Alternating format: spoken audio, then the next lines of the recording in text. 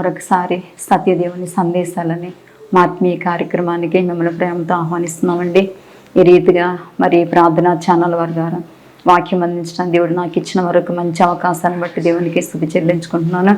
ఈ సమయం ముందు లూకాసు వార్త 8వ అధ్యాయము 40వ వచనం నుంచి చదువుదాం. జన సమూహము ఆయన కొరకు ఎదురు చూచుండెను గనుక యేసు తిరిగి వచ్చినప్పుడు వారు ఆయనను చేర్చుకుని అంతటా ఎదుగో సమాజ మందిరపు అధికారి అయిన యాయిరు అని ఒకడు వచ్చి యేసు పాదములను పడి ఇంచుమించు 12 ఏండ్ల ఈడుగల తన యొక్కతే కుమార్తె చావు సిద్ధముగా ఉన్నది గనుక తన ఇంటికి రమ్మని ఆయన బతిమాలుకొనెను. ఆయన వెళ్ళుచుండగా జన సమూహం ఆయన మీద పడుచుండి.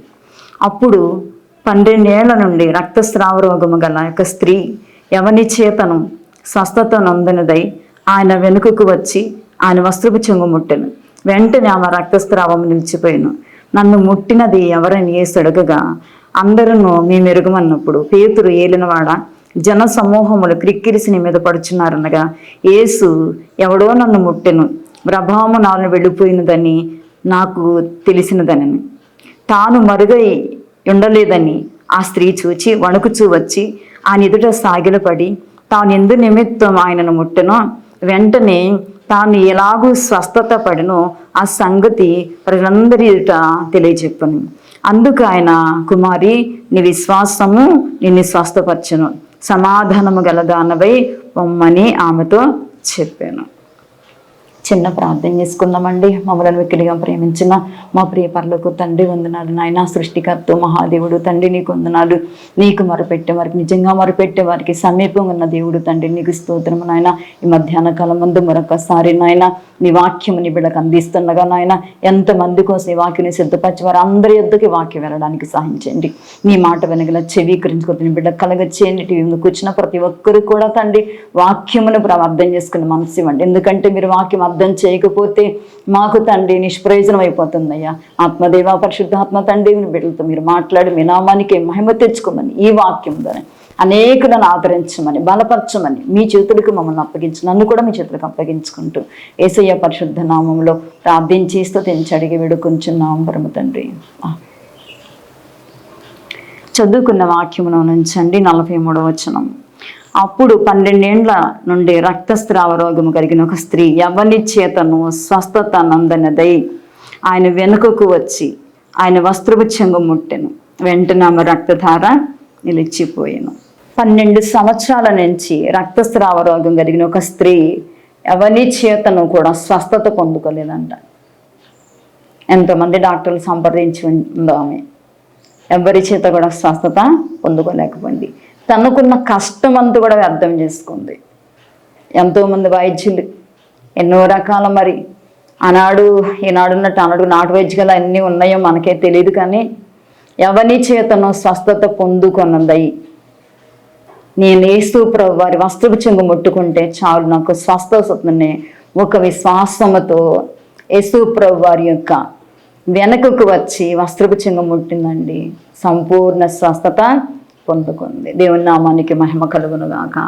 ఇక్కడ ఈమె పేరైతే చెప్పబడలేదు, కానీ ఒక స్త్రీ అని మాత్రమే చెప్పబడింది. ఆ స్త్రీ యేసు ప్రభు వారు వస్త్రపు చెంగు ముట్టుకుంటే నాకు స్వస్థత ఎలా నమ్మిందండి? ఎందుకంటే ఆయన ప్రతి పల్లెను ప్రతి గ్రామము ప్రతి పట్టణము తిరుగుతూ మరి ఎంతో మందికి ఇదిగో పగలంతా కూడా స్వార్థను ప్రకటిస్తున్నాడు, బీదలకు స్వార్థను ప్రకటిస్తున్నాడు, రోగులను ముట్టి బాగు చేస్తున్నాడు. ఆయన ఉమ్మితో స్వస్థత వస్తుందని ఈమె విన్నదండి. ఆయన మాట సెలవిస్తే స్వస్థతలు జరుగుతున్నాయని ఈమె విన్నదండి. మరి ఆయన మాట వలన ఇదిగో కుష్ఠరోగులు బాగుపడుచున్నారు, కుంటివారు నడుస్తున్నారు, గుడ్డివారికి చూపు వస్తుంది, పక్షవాతున్న వారు లేవనెత్తబడుతున్నారు. అంటే ఆయన అనేక అద్భుతాలు చేస్తున్నాడు అని చెప్పేసి ఈ అమ్మాయి విన్నదండి. 12 సంవత్సరాల రక్తస్రావ రోగం కలిగిన ఈ స్త్రీ మరి ఎదురంగంటే యేసు ప్రభు దగ్గరికి వచ్చి అయ్యా నా బాధ ఇదని చెప్పుకోవడానికి సిగ్గుపడి భయపడి ఆమె చేస్తున్న పని ఏంటంటే ఆయన దేవుడు ఆయన అన్ని విధాలుగా స్వస్థత చేస్తున్నాడు కాబట్టి నేను ఆయన వెనకకు వెళతాను, ఆ వెనకకు వెళ్ళి ఆయన వస్త్రపు చెంగు ముట్టుకుంటాను, చాలు నాకు స్వస్థత వస్తుంది నమ్మిందండి. ఎంత నమ్మకం అంటే కేవలం ఆయన వస్త్రపు చెంగు ముట్టుకుని నాకు స్వస్థత వస్తుందని చెప్పి ఆమె ఆశపడి వచ్చిందండి. ఆ జన సమూహంలో తోసుకుంటూ పాకుకుంటూ మరి ఆమె వస్తూ ఉందండి. జనం నెట్టుకుంటున్నారు. అయినప్పటికీ కూడా విసుగు చెందకుండా యేసు ప్రభు వారి దగ్గరకు వచ్చే వరకు కూడా ఆమె జాగ్రత్తగా వచ్చి తన్నెవరు గమనించట్లేదని వెనకగా వచ్చి ఆయన వస్త్ర చెంగు ముట్టుకుంది. దేవుని నామానికి మహిమ కలుగునిగా స్వస్థత పొందుకుందండి. అది ఆమె విశ్వాసం. అక్కడ ఆమె చేసిన గొప్ప పని ఏంటంటే, ఆయన నమ్మింది ఒకటి, ఆయన దేవుడు కాబట్టి, ఆయన సత్యవంతుడు కాబట్టి, ఆయన మరి మాట సెలవిస్తే ఆయన మాట ద్వారా దెయ్యాలు పారిపోతున్నాయి, చాందరోగులు బాగుపడుతున్నారు, ఊచకాలు చేయగల వారు స్వస్థత పొందుకుంటున్నారు, కుంటివారు గుడ్డివారు అందరికీ స్వస్థత వస్తుంది. కాబట్టి నేను వెళ్ళి నా సమస్య అని చెప్పుకోని అవసరం లేదు. ఆయన నిలువెల్లా స్వస్థత ఇస్తున్నాడు. కాబట్టి ఇదిగో నేను వెళ్ళి ఆయన వస్త్రపు చెంగు మాత్రము ముట్టుకుంటాను, చాలు నాకు స్వస్థత వస్తుందని నమ్మి వచ్చిందండి. విశ్వాసంతో వచ్చిందండి, ఆశతో వచ్చిందండి. ఆశపడ్డ ప్రాణం తృప్తిపరిచే దేవుడు అండి మన దేవుడు. తన ఆశ అన్న దేవుడు చక్కగా తీర్చాడు. ఎంతగా తీర్చాడంటే ఆమె చక్కగా వస్త్రపు చెంగు ముట్టుకుంటే స్వస్థత పొందుకుంది, వెళ్ళిపోతుంది, మంచిదే. కానీ యేసు ప్రభు వారు ఆమెకున్న బలహీనమైన వ్యాధిని ఎందుకు అంత జనసమూహంలో బయట పెట్టాల్సి వచ్చింది? ఆయన అంటాడు, ఎవరో నన్ను ముట్టారు. శిష్యులు అంటారు, ప్రభు ఎవరో ముట్టారంటే నీకు జనము చూడు ఎలా నీ మీద పడుతున్నారో. యేసయ్యకు తెలుసండి, తోసుకొని పడేవారు తెలుసు, కావాలని ముట్టుకునేవారు తెలుసు, ఎవరు తను ఏ విధంగా తాకాలని చూస్తున్నారో తెలుసు. అందరి హృదయాలు ఎరిగినవాడు మన యేసయ్య. కావాలని వెతుక్కుంటూ ఒక స్త్రీ వచ్చింది, వస్త్రము చెంగు ముట్టుకున్న స్వస్థత పొందుకు వాళ్ళు వెళ్ళిపోతే ఆమె సాక్ష్యం ఉండేది కాదండి పరిశుద్ధ గ్రంథములు. అందుకే ఆయన అంటున్నాడు, నన్ను ఎవరో ముట్టారు, ఎవరో తాకారు అంటే శిష్యులు అంటున్నారు, లేదు ప్రభా వాళ్ళు విడిచి మీద పడుతున్నారు. కాదు, ఆయన అంటాడు, నన్ను ఎవరో కావాలని తాకారు, నాలోంచి ప్రభావం బయటికి వెళ్ళింది. అప్పుడు ఆమంటది, నేను దాగి ఉండలేదు, నేను మరుగై ఉండలేదు అని వణుకుచూ వచ్చి మోకరించి తన పరిస్థితి మొత్తం కూడా యేసయ్యకి చెప్పుకుందండి. అయ్యా, నేను 12 సంవత్సరాల నుంచి ఇక రక్తస్రావ రోగంతో బాధపడుచు ఉన్నాను. నిజానికి రక్తస్రావ రోగం కలిగిన వారు బయటికి రాకూడదు, కానీ వచ్చింది. తన పరిస్థితి ఇదని నీ దగ్గరకు చెప్పుకోవడానికి నాకు భయం వేసిందయ్యా, నేను చెప్పుకోలేదు. నేనైతే నమ్మి వచ్చాను, మీ వస్త్రపు చెంగు ముట్టుకుంటే చాలు నాకు స్వస్థత ఉంది, నమ్మి వచ్చాను. ఆ నమ్మకమే ఇప్పుడు నాకు ఈ స్వస్థత ఇచ్చిందండి అని చెప్పేసి యేసయ్య సన్నిధిలో మోకరిల్లి తన సాక్ష్యం చెప్పిందండి. అప్పటికప్పుడే స్వస్థత వచ్చింది, సాక్ష్యం చెప్పింది. అప్పుడు యేసయ్య అంటాడు, అమ్మా నీ విశ్వాసము గొప్పది, సమాధానం కలిగి వెళ్ళు. సమాధానం కలిగిన దాన్ని వెళ్ళమని ఎందుకు చెప్పాడు? నువ్వు రోగిష్టివే, నీ వల్ల మా ఇల్లంతా నాశనం అయిపోతుంది, మా కష్టాన్ని వ్యర్థం అయిపోతుంది. భర్త ఎంత దూషించాడు, అత్తమాలు ఎంత దూషించారు, ఇంట్లో తల్లి తండ్రి నీకు ఎంత డబ్బు ఖర్చు పెట్టి నీకున్న రోగం పోవట్లేదని 12 సంవత్సరాలుగా ఎంతమంది చేత, ఇంటి వారి చేత ఎన్ని విమర్శలు పొందుకుందో, ఎంత నెమ్మది లేకుండా జీవించిందో ఆ స్త్రీ, ఎంత దుఃఖపడుతూ జీవించిందో, ఎంత వేదన పడుతూ జీవించిందో, ఎంత మదన పడుతూ బ్రతికిందో, ఎంత కన్నీరు కార్చిందో, అది ఎక్కడికి పోతుందండి? ఈ రోజున అతి సులువుగా వచ్చేసే వస్త్రపు చెంగు ముట్టుకి స్వస్థత పొందుకుందండి. అందుకే ఆమె సాక్ష్యం పరిశుద్ధ గ్రంథములు ఉండాలని చెప్పి యేసయ్య ఆమెను పిలిచాడండి. నిజంగా ఆమె ఉన్న స్థితిలో పిలవకూడదు, కానీ యేసయ్య ఎందుకు పిలిచాడంటే ఆమెకున్న గొప్ప విశ్వాసము ఈ ప్రపంచం అంతటికి తెలియాలండి, ఈ ప్రపంచంలో ప్రతి ఒక్కరూ తెలుసుకోవాలండి. వెనక నుంచి వచ్చి వస్త్రపు చెంగు ముట్టుకుంటే స్వస్థత వచ్చింది. ఈమె స్వస్థతని గురించి నేను ఒక పాట కూడా రాసుకున్నాను. పరమ వైద్యుడా నేను పాపరోగిని, పరమ వైద్యుడా నేను పాపరోగిని, నీ వస్త్రపు చెంగులో స్వస్థత ఉందని, నీ వస్త్రపు చెంగులో స్వస్థత ఉందని ఎరిగి వచ్చాను యెహోవా పుత్ర, నేనెరిగి వచ్చాను యెహోవా పుత్ర, యెహోవా పుత్ర. పరమ వైద్యుడా నేను పాపరోగిని, పరమ వైద్యుడా నేను పాపరోగిని. ఇలా నేను పాట రాసుకున్నానండి. దేవునికి మహిమ కలుగును గాక. ఎందుకంటే ఈ రక్తస్రావ రోగం కలిగినటువంటి స్త్రీ పొందుకున్న స్వస్థత అద్భుతం అండి. ఎన్నో సంవత్సరాలుగా బాధపడుతూ, దుఃఖపడుతూ, వేదన పడుతూ, ఎంత వైద్యుని పట్టుకొని ఆమె మరి ఇబ్బంది పడిందో స్వస్థత రాలేదండి. స్వస్థత అనేది లేదు. నా జీవితంలో ఎదురొక చిన్న సాక్ష్యం చెప్తాను. నాకు స్నేహితురాలు ఉంది. ఆమెకి కూడా ఇలాంటి పరిస్థితి వచ్చింది. ఆమె గొప్ప ప్రార్థనాపరురాలు. ఎంత ప్రార్థనాపరురాలు అంటే గంటలు గంటలు ప్రార్థన చేస్తారు. ఆమెకి ఈ రక్తస్రావ రోగం అనేది వచ్చింది. ఆమెకి ఇది రాకముందు నేను ఒకరోజు ప్రార్థన చేస్తుంటే నాకు స్వరం వినపడుతుంది, 3 నెలలు ఉపవాసం ఉండి ప్రార్థన చెయ్యి. ఎవరి కోసం 3 నెలలు ఉపవాసం ప్రార్థన చేయమని దేవుడు బయలుపరుస్తున్నాడు? నాకు అర్థం కాలేదు. 1 వారం నేను చేయలేదండి. కానీ భయం వేసింది. అమ్మో, నేను వారం దాటి వచ్చేసాను. దేవుడు చెప్పిన తర్వాత ఎవరి కోసము దేవుడు ఉండమన్నాడు అని చెప్పేసి ప్రార్థన చేయడం ప్రారంభించానండి. నా స్నేహితురాల కుమారుడు నాకు ఫోన్ చేశాడు, అక్క అమ్మకు బాగాలేదు, ఒకసారి నువ్వు రా అక్క. వెళ్ళానండి. వెళితే ఆమెకున్న భయంకర పరిస్థితి ఏంటంటే భయంకర బ్లీడింగ్ అయిపోతుంది. మందులు పని చేయట్లేదు. ఎంతమంది సాకులు వచ్చి ప్రార్థన చేస్తున్నారు, పని చేయట్లేదు. ఏది పని చేయట్లేదండి. ఎందుకు అంత భయంకర పరిస్థితి వచ్చిందో నాకైతే తెలియదు. కానీ ప్రతిరోజు వాళ్ళ అబ్బాయి ఫోన్ చేయటం, నేను మరి ఇంకొక దైవజనురాలు ఇద్దరం కలిసి వెళ్ళి ప్రార్థన చేసేవాళ్ళం. ఇంకా విశ్వాసులు వెళ్ళి ప్రార్థన చేస్తారు. చాలా పరిస్థితి ఘోరంగా అయిపోయింది అనమాట. 3 నెలలు ఉపవాసం ఉండి ప్రార్థన చేయమని దేవుడు చెప్పినప్పుడు ఆమె కోసం చేయమని చెప్పాడు దేవుడు. 3 నెలలు కూడా ఉపవాసం ప్రార్థన చేస్తాను. దేవుడు స్వస్థపరిచాడు. అద్భుతంగా దేవుడు మరి ఆమెను బ్రతికించాడు. తనకి ఇదే కాదండి, మరికొంత సమస్య కూడా, ఇంకా వేరే బలహీనతలు కూడా వచ్చేసింది. కొన్ని రోజులు హాస్పిటల్కి ఉండాల్సిన పరిస్థితి వచ్చింది. కానీ తన వెంటాడుతున్న భయంకరమైనటువంటి మరణం అనేది దేవుడు తప్పించాడు. ఆ మరణముని తప్పించి తన సజీవురాలుగా ఉంచి ఏం చేశాడంటే ఆ భయంకరమైనటువంటి ఈ బ్లీడింగ్ స్థితిని తాను విడిపించాడు. దేవునికి స్తోత్రం కలుగును గాక. 3 నెలలు ఉపవాసం ఒక్క మనిషి కోసం దేవుడు ఎందుకు ఉండమన్నాడు? నాకు కొంచెం బాధగా, ఒక్క మనిషి కోసం 3 నెలలు ఉపవాసం ఉండాలా అని అనుకున్నాను. కానీ తర్వాత జరిగింది ఏంటంటే ఆమె బ్రతికిన తర్వాత అండి, ఇదిగో అనేక స్థలాలకు వెళ్ళి రోజు సువార్త చెప్తున్నాడు. దేవునికి స్తోత్రం కలుగును గాక. ఆ రోజున కొంతమంది బాధ్యత కలిగి ప్రార్థన చేయాల్సిన వాళ్ళు వచ్చి ప్రార్థన చేయలేదండి. బాధ్యత తీసుకొని ప్రార్థన చేయాల్సిన ఒక గుంపు ఉంటుంది, కానీ వాళ్ళు బాధ్యత తీసుకోలేదు. ఆమె దగ్గరికి వెళ్తే అదే రోగం మాకొస్తుందని భయంతో పారిపోయిన వాళ్ళు ఉన్నారు. కానీ నేనైతే భయపడలేదు. ప్రాణం ఇచ్చిన దేవుడు, స్వస్థత ఇచ్చే దేవుడు, బ్రతికించే దేవుడు, పోషించే దేవుడు, ఆయన ఉండగా నేను ఎందుకు భయపడాలి? ఆయన కదా చెప్పాడు. ఈ 3 నెలలు ఉపవాసం ప్రార్థించమని ఆయన కదా చెప్పాడు. భయపడకుండా నేను మరి ఇంకొక సాకురాలు మరి కొంతమంది విశ్వాసులు వెళ్ళి మరి వారిలో 2-3 రోజులు ఆమె కోసం ప్రార్థన చేస్తామండి. నిజానికి చనిపోసిన స్టేజ్కి వెళ్ళిపోయిన ఆమెనేసే బ్రతికించాడు. దేవునికి స్తోత్రం కలుగునుగా.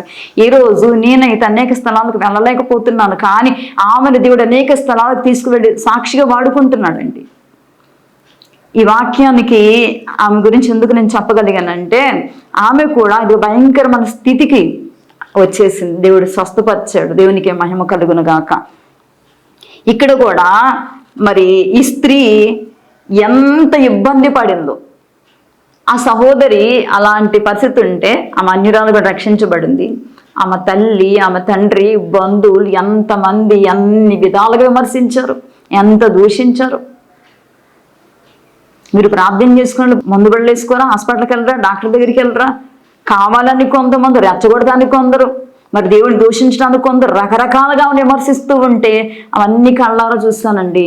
అప్పుడు నాకు అనిపించింది, ఈ పరిస్థితుల్లో ఏముంది కదా, ఈ స్త్రీ కూడా ఈ 12 సంవత్సరాల రక్తస్రావం 1 రోజు కాదు, 2 రోజులు కాదు, 12 సంవత్సరాలు బాధపడుతుందంటే ఆ ఇంటి వాడి మరి ఎంత విమర్శించారు, ఎంతగా అపార్థం చేసుకున్నారు.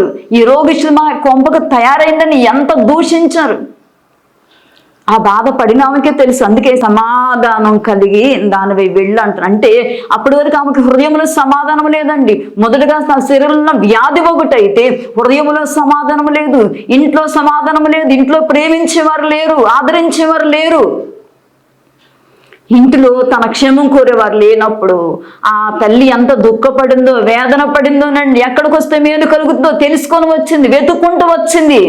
ఏసే వస్త్రపు చెంగు ముట్టుకుందండి, స్వస్థత పొందుకుందండి, ఏసుని మోకరించిందండి, సాక్ష్యం ఇచ్చిందండి. జనముల మధ్య జనం గుంపులుగా ఉంటాడు, అందరి మధ్య సిగ్గుపడుకుని సాక్ష్యం ఇచ్చి, అయ్యా 12 సంవత్సరాల నుంచి భయంకర వ్యాధితో నేను పీడించబడుతున్నాను, ఎక్కడికి వెళ్ళినా నాకు స్వస్థత రావట్లేదయ్యా, నేను ఈ బాధతో సంవత్సరాల తరబడి అనుభవిస్తున్నానయ్యా, అందుకే ఆశతో వచ్చానేసయ్యా, ఆశతో వచ్చానయ్యా, అందుకే నీ వస్త్రపు చెంగు ముట్టుకుంటే చాలా నాకు స్వస్థత వస్తుందని ఆశతో వచ్చానయ్యా, నా ఆశ తీరినందుకు దేవునికి స్తోత్రం అంటూ ఆమె అక్కడ మోకరించి కృతజ్ఞతలు చెప్తుందండి. దేవునికి స్తోత్రం కలుగుగాక.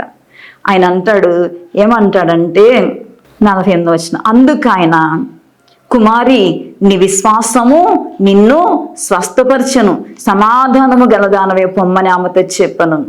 అందుకు ఆయన, కుమారి నా కుమార్తె నీ విశ్వాసము నిన్ను స్వస్థపరిచిందమ్మా, నువ్వు నమ్మి వచ్చావు కాబట్టి నువ్వు స్వస్థత పొందుకున్నావు, నమ్ముట నీ వలనంతే నమ్మువానికి సమస్తము సాధ్యం. ఈ రోజు చాలా మంది నేను చూస్తున్నాను, చిన్న తలనొప్పి వస్తే గవగా మందు షాప్కి వెళ్తే టాబ్లెట్ చేసేసుకుంటారు.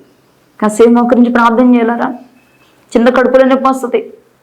మన విశ్వాసం ఎక్కడండి?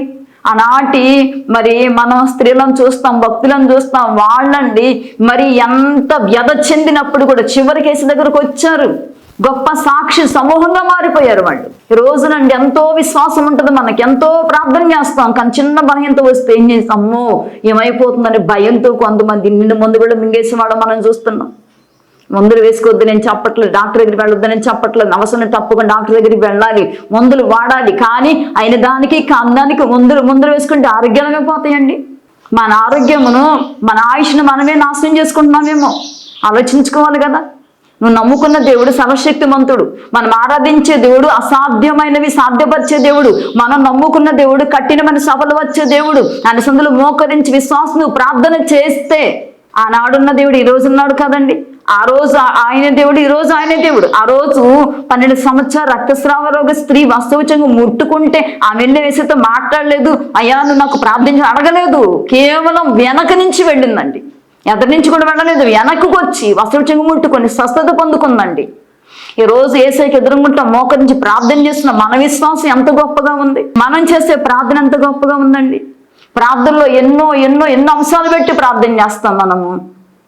మన ఆరోగ్యం గురించి కూడా మనం ప్రార్థన చేసుకోవాలి. ఎందుకంటే మన లోకంలో ఉన్నాము, రక్త మాంసాల దేహము కలిగి ఉన్నాము కాబట్టి ఒకటి మన ఆరోగ్యము కోసం కూడా మనం ప్రార్థన చేసుకోవాలి, మనం జాగ్రత్తగా కాపాడుకోవాలి. దేవుడు వాక్యం చదువుకుంటూ దేవుడు ఏది వద్దన్నది మానేసుకుంటూ ఏది చేయమన్నట్టు చేస్తూ ఉంటానండి, మనకి చాలా క్షేమము. ఈ రక్తస్రావ రోగం కలిగిన స్త్రీ తనకున్న విశ్వాసం బట్టి యేసుని వెనక నుంచి వచ్చి తన వస్త్రపు చెంగు ముట్టిందండి, స్వస్థత పొందుకుందండి. అద్భుతమైన సాక్ష్యం ఆయన ఎదుట చెప్పిందండి. ఈరోజు మనము కూడా మనకున్న విశ్వాసాన్ని కాపాడుకోవాలండి. మనకు వెండి బంగారాలు అంత భద్రంగా కాపాడుకుంటాం, డబ్బును ఆస్తులు వేసి అంత భద్రంగా కాపాడుకుంటాం, బీరువాలో పెడతాం, లాకర్లో పెట్టి తాళాలు వేసి జాగ్రత్త చేసుకుంటాం. అంతకంటే గొప్పదండి యేసే మనకిచ్చిన విశ్వాసం, అంతకంటే గొప్పదండి ఆయన మనకిచ్చిన భక్తితో కూడిన ప్రార్థనా జీవితం. ఆ భక్తితో కూడిన ప్రార్థనా జీవితాన్ని మనం నిత్యము కాపాడుకోవాలి, ప్రతినిత్యం ఆయన సన్నిధిలో మనం కాపాడుకోవాలి. లోకంలో మనం పీల్చుకునే గాలి మనకి ఎంత అవసరమో అంతకంటే ఎక్కువ అవసరం అండి ఆయనతో కూడిన జీవితం.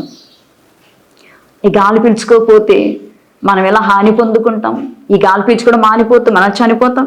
అలాగే యేసయ్యకు దూరం అయిపోతేనండి అలాగే మన జీవితాలు భ్రష్టు పట్టిపోతాయి.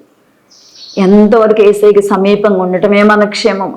ఆయనకి సన్నిధిలో సమీపంగా ఉంటే ఆయన అంటున్నాడు, అమ్మ సమాధానం కలిగిన దానివే వెళ్ళు అంటున్నాడు. అంటే సమాధానం లేని వారికి సమాధానం ఇచ్చే దేవుడండి ఆయన, రోగులను బాగు చేసే దేవుడండి ఆయన, విడిపోతున్న కుటుంబాలు కలిపే దేవుడండి ఆయన, పడిపోయిన వారిని, తప్పిపోయిన వారిని, జారిపోతున్న వారిని లేవనెత్తే దేవుడు అండి. మనం ఏంటంటే ఆశ్రయించక మనకి ఏదైనా కష్టం వచ్చిందంటే గబగబా ఫోన్ తీసుకుంటాం, ఓ సాకుడు ఫోన్ చేస్తే అయ్యా నాకు ఈ కష్టం ఉంది మీరు ప్రార్థన చేయండి అని చెప్పి వాళ్ళకి ఎవరికి చెప్తున్నాం, కానీ మనం ఎంతవరకు యేసుని మోకరిస్తున్నామండి. ఈమె వచ్చిందండి, ఎక్కడికి వచ్చింది? యేసయ్య దగ్గరికి వచ్చింది, ఎవరి మధ్యవర్తులు తీసుకురాలేదండి, యేసయ్య దగ్గరికి వచ్చింది, వెనకకు వచ్చాను, వస్త్రం ముట్టింది, తన బాధ ఏమిటో అక్కడే స్వస్థత పొందుకుందండి. అంతమందిలో ఆమె నిలబడి స్వస్థత పొందుకుంది. కుమారి నీ విశ్వాసం గొప్పది. ఎవరన్నారన్నమాట? యేసయ్య అన్నాడండి, నీ విశ్వాసం గొప్పదమ్మా. యేసయ్య అన్నాడు నీ విశ్వాసం గొప్పది కాబట్టి వెళ్ళు, సమాధానం కలిగి ఉండు ఈ రోజు నుంచి. దేవునికి స్తోత్రం కలుగు. ఈ లోకంలో ఎంతో మంది సమాధానం లేక బాధపడుతున్నారు, నెమ్మది లేక బాధపడుతున్నారు, రోగాలతో బాధపడేవాడు. దీనంతటికి కారణం అయితే ఒక్కటే చెప్పగలనండి, దేవునితో మనకు సరైనటువంటి సహవాసం లేకపోతే అన్నీ చుట్టుకుంటాయి. మనము నిత్యము కూడా దేవుని సన్నిధిలో మోకరించి మొరపెట్టుకుంటూ ఆయనకి సమీపం ఉన్నప్పుడు ఏది మనల్ని ఏమి చేయదండి. ఆయనతో సహవాసము కలిగి ఉండి ఆయన మాట వింటూ ఆయనకి దగ్గరకు విధేయులు మనం బ్రతుకుతున్నంత కాలము ఆయన శత్రువులు కూడా మిత్రులుగా మారుస్తాడు. ఒకని ప్రవర్తన యెహోవాకు ప్రీతికరమగునప్పుడు ఆయన వాని శత్రువుని సహవానికి మిత్రులుగా చేయును అని వాక్యం చెప్తా ఉంది. కాబట్టి ఆయన మన శత్రులు కూడా మిత్రులుగా మారుస్తాడు. కాబట్టి మనమండి మొట్టమొదటిగా స్థానం ఎవరికి ఇవ్వాలంటే దేవునికి ఇవ్వాలి, మన ప్రభువుకి ఇవ్వాలి. మన ప్రభువుని ఎంత దగ్గరగా కలిగి ఉంటామో అంతగా లోకము, పాపము, శాపం మనకంత దూరం అయిపోతుందండి. ఎంతగానో పాదాలు పట్టుకొని బ్రతుకుతూ ఉంటాము. అందుకే మరియ గురించి చేసే ఒక మాట అంటాడు, మరియ ఉత్తమైన దాన్ని ఎన్నుకుంది, అది ఆమె తీసివేయబడదు అని చెప్తున్నాడు. అంటే మరియమ్మ గారు ఉత్తమైన దాన్ని ఎన్నుకుందంటే ఆయన పాద సన్నిధి ఎన్నుకుందండి.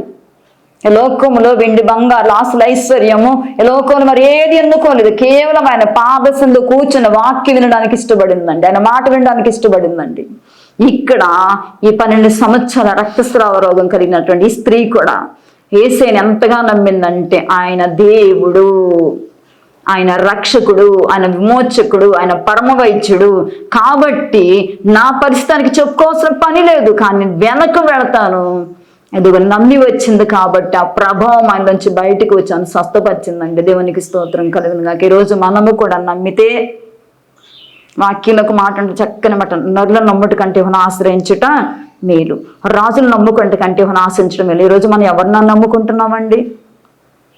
మన భక్తిని, మన విశ్వాసమును, మన మోకాళ్ళ జీవితమును మనం ఎంత వృద్ధి చేసుకుంటామో అంతగానండి లోకములేసి అన్నీ మనకిస్తాడు. నా నీతి, నా రాజ్యం మొట్టమొదటిగా నువ్వు వెదుకు, నీకు ఏది ఇష్టం అది ఇస్తానని చెప్పి వేసే మనకు అన్యాయం చేసే దేవుడైతే కాదు. మనకి ఆయనకి దగ్గరగా ఉంటాడు కానీ దూరంగా ఉండే దేవుడు కాదు. మనలను ప్రేమించి హక్కుని చేర్చుకునే దేవుడే కానీ శత్రుగా మా దేవుడు కాదండి. మనమే యేసుకి శత్రువులుగా మారుతూ ఉంటాం, మనమే ఆయనకు దూరంగా వెళుతూ ఉంటాం. మేలు కలిగినప్పుడు యేసు ఎంతో ప్రేమిస్తాం, ఎంతో మరి కానుకలు ఇస్తాం, సాకులు ఎంతో ప్రేమిస్తాం, ఎంతో డమ్మము చూపుతాం. ఏదన్నా ఒక కష్టం వస్తే, బాధ వస్తే పారిపోతాం దూరంగా. నాకెందుకు ఈ సమస్య, నాకెందుకు ఈ కీడు, నాకెందుకు ఈ నష్టం, నాకెందుకు ఈ బాధ వచ్చింది, నాకే రావాలా? మనకే వస్తాయండి. ఎందుకంటే మనకు ఆశలు ఎక్కువ, కోరికలు ఎక్కువ. మనకి లోకములో ఏవో ఆశిస్తూ ఉంటాం. దేవుని మాట నమ్మం కదా, ఎవరెవరో చెప్పిన మాటలు నమ్ముతాం. దేవుని సందుకు వచ్చినప్పుడు సాకుడు చెప్పిన మాట విని నిజంగా దేవుడి మాట విన్నట్టే ఉంటాం, నటిస్తూ ఉంటాం. అందుకే నటిస్తున్నాం కాబట్టి అనేకమైన కోల్పోతున్నాం. మనము యథార్థంగా ఉండట్లేదు. ఎదుగోండి, ఈ స్త్రీ యథార్థంగా యేసు దగ్గరికి వచ్చింది, వెనకంటి అవస్థ వచ్చి ముట్టుకుంది, స్వస్థత పొందుకుంది, విజయము పొందుకుంది.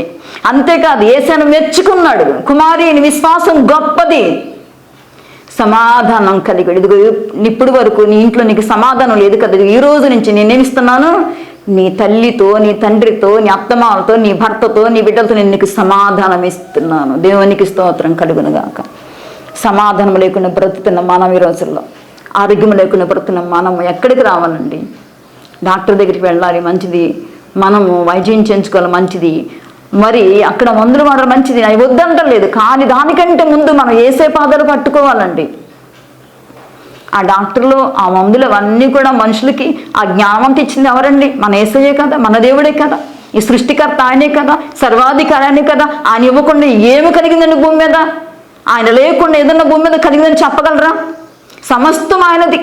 ఆయన అంటాడు ఒక చూడండి, సర్వభూమి నాది అంటాడు. అంటే సర్వభూమి ఆయన అయినప్పుడు మనం కూడా ఆయన వారమే కదా. మనం అయినప్పుడు ఆయన మనం దర్శించడం, మనం స్వస్థపరచు, మనం బాధపడుతూ ఉంటే, వేదన పడుతుంటే ఆయన నవ్వుతాడు, నవ్వే దేవుడు కాదండి.